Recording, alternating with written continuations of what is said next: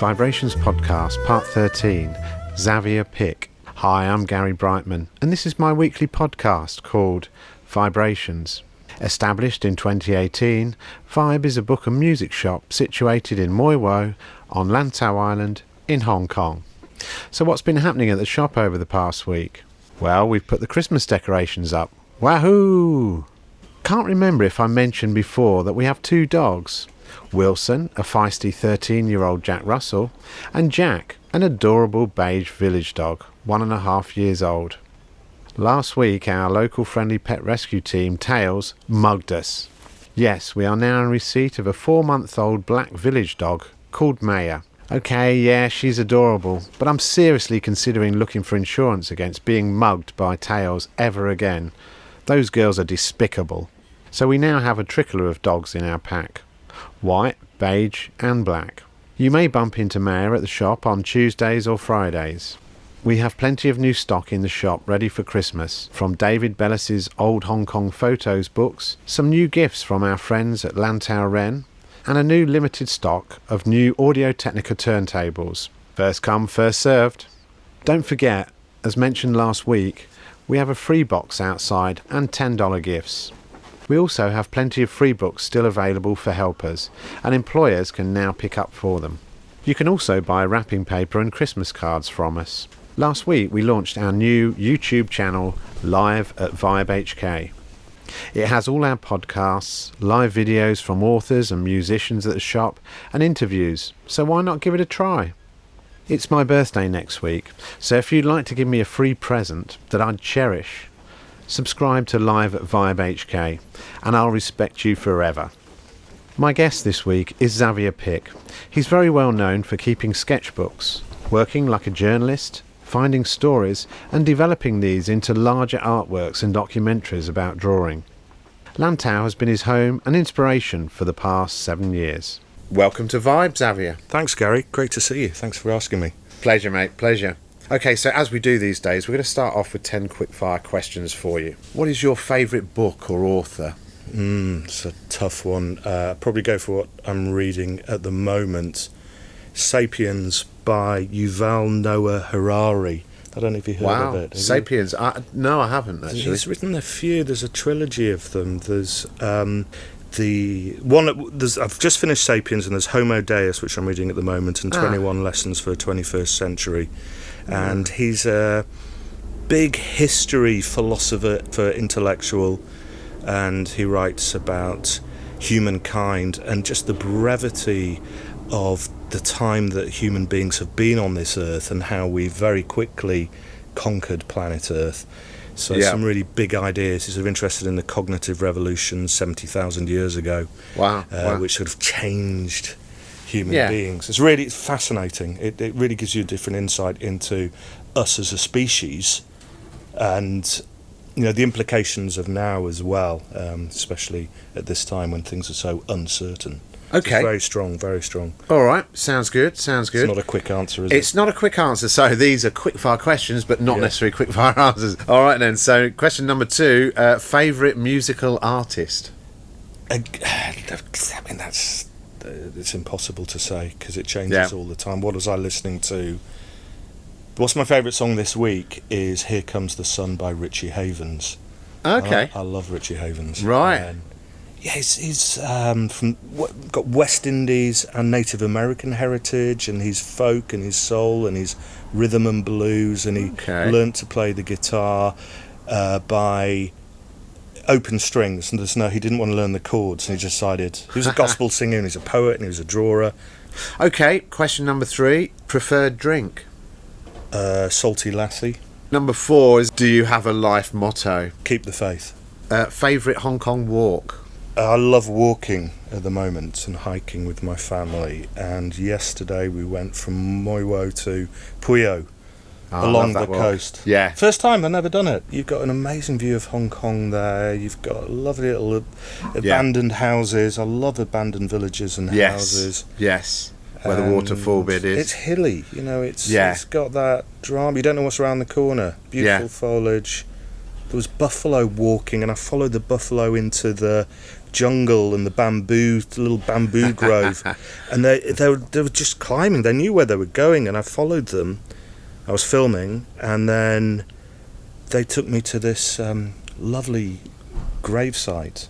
Oh, wow. A Chinese gravesite, and it was huge. It was quite big, but kind of overgrown. Favourite Hong Kong restaurant? My house. Good one. Like it. Yeah. I'm sorry, but my wife's an amazing cook. She cooks Indonesian food and Asian food.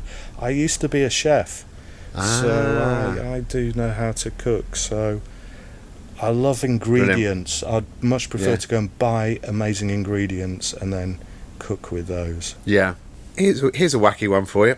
Faced with a python whilst walking up to the peak, what would you do? I would film it and draw it. Yeah. I've got a whole folder of my encounters with snakes. Question number 8. The best advice you were given? My dad's advice, probably. Two things, thinking about it. Number 1, don't rest on your laurels. Yeah, which is something that, when you get any success, don't think that's it. And then you're judged by the people you hang out with. That's the thing that he used to say. Just be careful of who you hang out with, because you can be judged by them. So, moving on, question 9. Finish this sentence. I live in Hong Kong because... You never get bored. Favourite area of Hong Kong? Well, obviously here. Yeah. I'm so lucky to live here. It's the first place I moved to. And Sham Shui Po, probably like you. How weird is that? Yeah. Probably like you, Gary. There's got a lot of grain, isn't there, in Sham Shui Po? It's real, isn't it? And all those little gadgets that we love, cameras and video and just the music equipment. Energy and the fact that you really feel that you're exploring there, and you're the outsider, and it's kind of voyeuristic, but I know Sham Shui Po like the back of my hand, because I worked there for 7 years. Oh, okay. That was where my college was.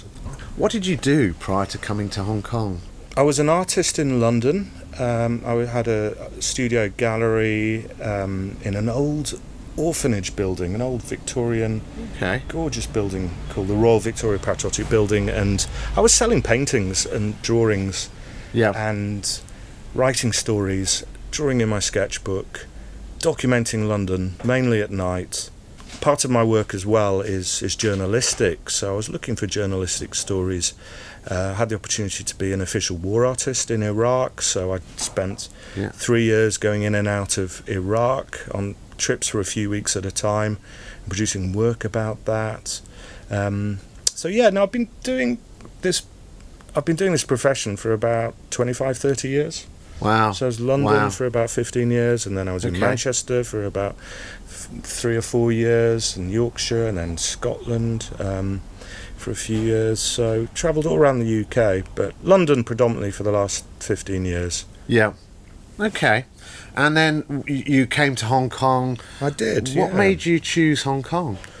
Well, the first reason was that I was invited by a barrister, Chinese lady, very nice lady, to make a painting of Hong Kong. She'd bought a painting of mine of London that she saw in a hotel there, and then she commissioned me to do a painting of Hong Kong. So I was flown out here and then flown around Hong Kong in a helicopter, and I thought this was fascinating. I met an old tutor of mine, Tanya Willis, who you might know, an illustrator. Yes, I know of Tanya. We sell her prints in here. She's an amazing artist illustrator. I came to visit her in Lantau, and then she told me about a art school in Sham Shui Po. Sadly no longer exists, and I got a job there.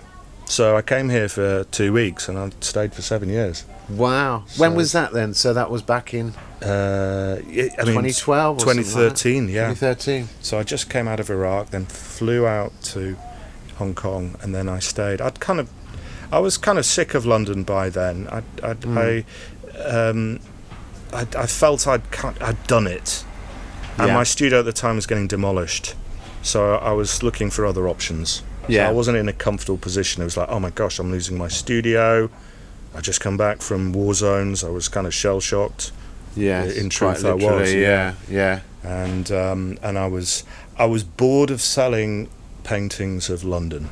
Yeah, well, that's fair enough, I suppose. It was people were projecting their own stories on these paintings rather than letting me kind of see with my own eyes, and you became kind of typecast, and so I was sort of forced to make changes as we do, and you react to those in positive ways. You might not feel it at the time, but you make those changes because of these situations. And for me, it was a studio being demolished. Yeah, it was owned by the Catholic Church, and they were renovating it. So you came over to Hong Kong, and where did you first live in Hong Kong? In Luk Tai Tong. I haven't left that same place. Yeah. Okay, yeah. So then you took a role at an international university, I think. Yeah, it's the Hong Kong campus, and I worked there for 7 years. I was a drawing professor, teaching drawing and design and creative thinking strategies, which was a great experience. Sadly, it shut down earlier this year. That's forced me to reevaluate and do what I really want to do for a while. Yeah, yeah. Because it was intense 7 years. Yeah. Very, very hard work. You didn't have much time to do your own work because you were teaching and preparing for those 7 years.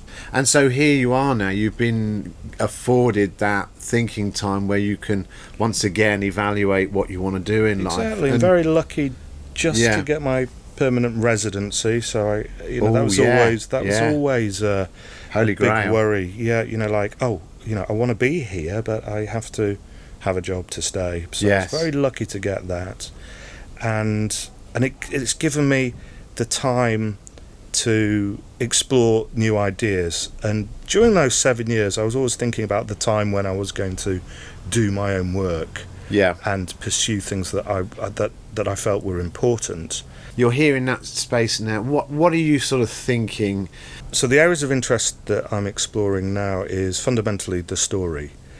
And it's using sketchbooks, and it's writing, and it's using film and audio, and building these stories, doing little experiments, sketches, and I say sketches in the sense of drawing and also film or sound, and trying to explore certain themes and ideas. They've been the themes that I've been looking at all times. So it's looking at history, it's looking at conflict, it's looking at nature, it's looking at landscape, it's looking at philosophy, it's looking at psychology, it's looking at the human condition. Going back to the book that I mentioned earlier, that's why I'm fascinated by that book, because it addresses what makes us human, where are we going as a species, and looking at metaphors in the landscape, walking, looking at the spiritual aspects as well, where the East meets the West, and what we can learn from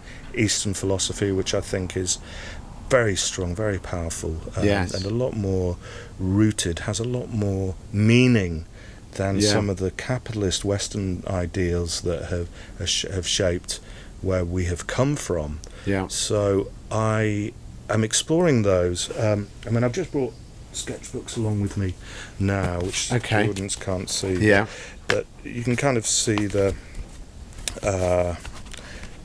my sort of process. I love yours. Basically Xavier's showing me some pen and ink, mixed media paintings, acrylic, all sorts. There's bits of collage in there as well. Sort of A4 in terms of total size. In between that, he's filled the pages with writing and the stories. So I'm following my heart. I'm just running with the ideas and themes and seeing what happens. Obviously we need to make money eventually, but I in my experience, if you're really passionate and really excited about what you do, then the money comes. It is a byproduct. So I need to pursue things with utter passion, as if it's a job, and then let the work come, which it does do. So I'm not sure, to be honest, where it's going to go, but I know it's the right feeling. I know I've got a lot of data and a lot of experience and a lot of stories already, and now it's kind of editing and developing, seeing what happens. I'll talk about what I'm doing this weekend and what I've been doing this weekend. And it goes back to food and cooking and nature. And I went for a walk with my wife and her friend, and they picked papaya tree flowers. Actually went into long walk and found a wild papaya tree with papaya tree flowers, and I recorded at night. It was dusk, and I even brought lights with us, so big film lights, and filmed pulling down this papaya tree, getting the flowers, and I'm drawing about that because it's very dramatic. Yeah. Like pulling a tree down. And then my wife then cooked an amazing Indonesian meal yesterday with the papaya flowers, and I filmed the whole process.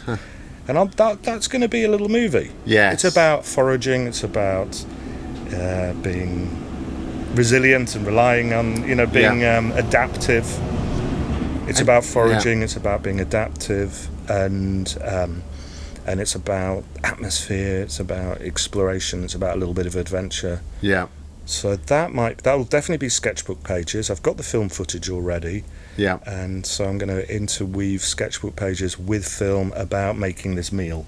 Okay. Which is a new idea. Yeah, nice. It's about living, isn't it? It's about, as you say, what did I do this weekend? But you take it to another level where you capture it in a nice, very non-contrived way. You're just sort of capturing on film what you're seeing.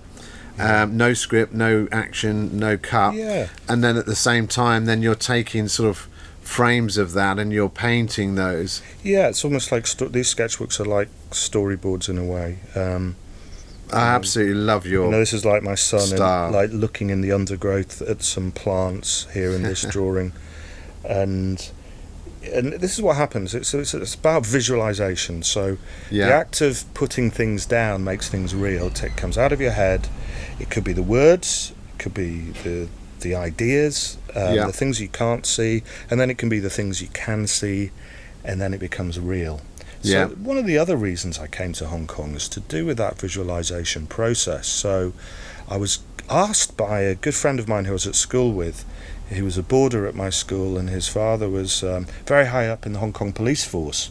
So he boarded at my school, and he commissioned me to do a painting of Hong Kong. Now, I'd never been to Hong Kong, and he gave me pictures of his father's house, which was over in Sai Kung, an old traditional Chinese house, and the gardens and everything. And I drew it, and I kind of, it's one of the only places I hadn't been to, but I drew it, and that a year later I'm living in Hong Kong. That's the only time I'd ever drawn something that I hadn't been to.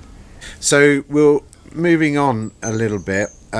So you're doing this work. You're now collecting it. You've got the space to think about it and some quality time to spend on these things. But at the same time, as you mentioned earlier, at some point in time, money. Economics rears its ugly head, and you need to be able to feed the family.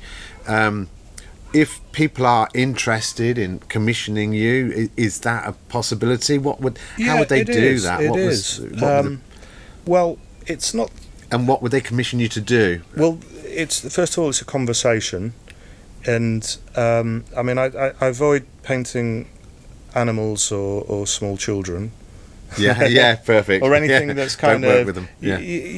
Just kind of. I'm interested in the story, in people's stories. So, and kind of building a relationship through the work. And if the story's interesting, then I will pursue it with some work. But I wouldn't necessarily say, right, this is what it's going to be. I'm going to paint your house or your dog or your best friend or something. It's like, no, let's find that story, that narrative that has a deeper meaning that I can illustrate. Yes. And then we start from there, and then I'll draw and I'll film and record and start building up that narrative to then develop into a piece of work. So that's how the commissioning process works. So what I would urge people to do is to have a look at Xavier's website and to get a rough feel for the sort of thing that he does. The website address is xavierpick.com. xavierpick.com. And also, I'm building these stories into a YouTube channel as well. I talk about techniques. I bring in my teaching into that as also, and then some of these little experiments, the things I'm working on day to day, I'll be putting on Instagram. Okay. So it's very easy to find me. It's just my name, Xavier Pick. If you put that into Instagram, Pick. Pick. Very interesting to talk to you today, Xavier. Thank you, Gary, for asking me. If anything, I'd want to encourage people to start keeping a sketchbook themselves and keep a journal and get thoughts down. I do find it's the one constant in my life that is helpful as medicine and leads us to better solutions when we're having problems, whatever they are. And the act of creating and making marks in a journal, in a sketchbook, can transform your life. Yeah, absolutely. I mean, I look at your books and they take me straight to my mum was an art teacher. She did exactly the same as you. She would draw a journal for wherever she was going. She loved Hong Kong. She would come here and do a journal of the holiday, and it inspired me actually. And so even just sitting here with you now and looking at your book, I'm thinking, come on, Gary, just get out there and do something. Well, don't put any pressure. Yeah. Just a page a day. Yeah. Just for 10 minutes. It would never look as good as that, though. Well, it's the way I've been trained, but my early books don't look as good as this. So the more you do, the better you get. Yeah. Same with everything. Okay, great. Well, it just leaves me to say thank you very much for coming in and talking to us It's today. great. I'm really honoured that you asked me. It's absolutely a pleasure. Thank you. You can find out more about Xavier's creative work at xavierpick.com. Well, that's it for another week. Thanks for listening to the 13th Vibe Book and Music Shop podcast called VIBErations. I'm Gary Brightman. You get my vibe? Can you imagine what this old island must have looked like to those Dutch sailors when they first saw it? Fresh green. Like a dream of a new world. They must have held their breath. Afraid it would disappear before they could touch it.